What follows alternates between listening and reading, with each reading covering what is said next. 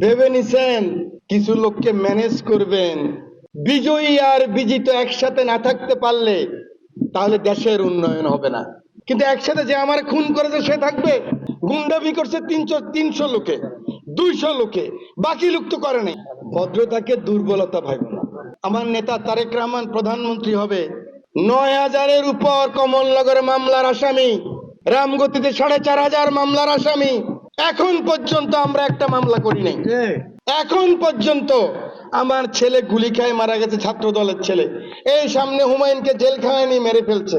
আমার ছয়ানি চেয়ারম্যানকে গুলি করে পায়ের মধ্যে গুলি করে এখানে দিয়েছে। বৈষম্য বিরোধী ছেলে মারা গেছে, রামগতিতে বৈষম্য বিরোধী আন্দোলনের ছেলে মারা গেছে। একটা মামলা হয় নাই এখনো। ভেবে নিছেন কিছু লোককে ম্যানেজ করবেন, ওসি সাহেবকে ম্যানেজ করবেন, প্রশাসনকে ম্যানেজ করবেন, আমাদেরকে একটু ঘুষ টুস দিবেন, আমাদের নেতাদেরকে একটু ঘুষ টুস দিয়ে এই যে নৌকি ঝুঁকি মারতেছেন। ভালো আছেন, সাবধানে থাকেন, ভালো থাকেন। আমরা যেহেতু নেতা বলছে বৈষম্যবিহীন, প্রতিহিংসাবিহীন, আমার নেতা বলছে বিজয়ী আর বিজিত একসাথে না থাকতে পারলে তাহলে দেশের উন্নয়ন হবে না। যে পরাজিত হয়েছে, পরাজিত কে? আওয়ামী লীগ। জয়লাভ করছে কে? আমরা জামাত, আমরা যারা এই আন্দোলন করেছি। বলছে একসাথে থাকতে হবে। কিন্তু একসাথে যে আমার খুন করেছে সে থাকবে, যে আমার লোকের পিটাইছে সে থাকবে, যে আমার থেকে ভূত নিয়ে গেছে সে থাকবে, যে আমার সুজন ডাক্তারের পিটতে পিটতে রাস্তায় নিয়ে গেছে সে থাকবে, যে আমাকে সাব্বির মিয়ার গর্জনে মাইক কাঁপছে না, এই তোরাবগঞ্জে কুবাইছে, একটা দুটা না 20টা কোপ।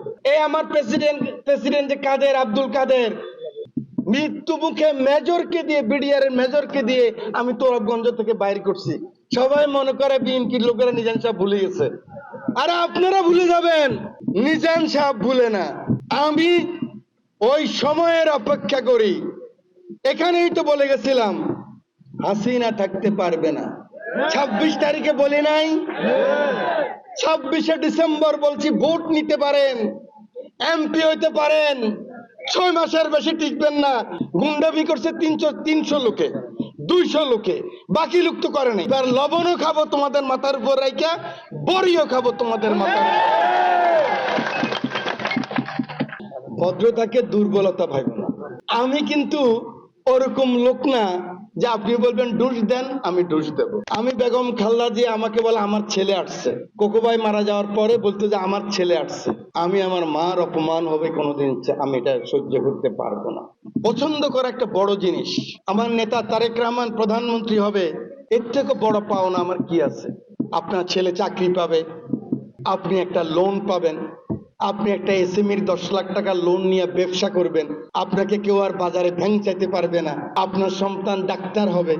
ইন্টারিয়াম গভর্নমেন্ট, অন্তর্বর্তীকালীন সরকার যে সংস্কারের কথা বলে না, আগে সংস্কার করে নিয়ে তারপরে নির্বাচনে যাব।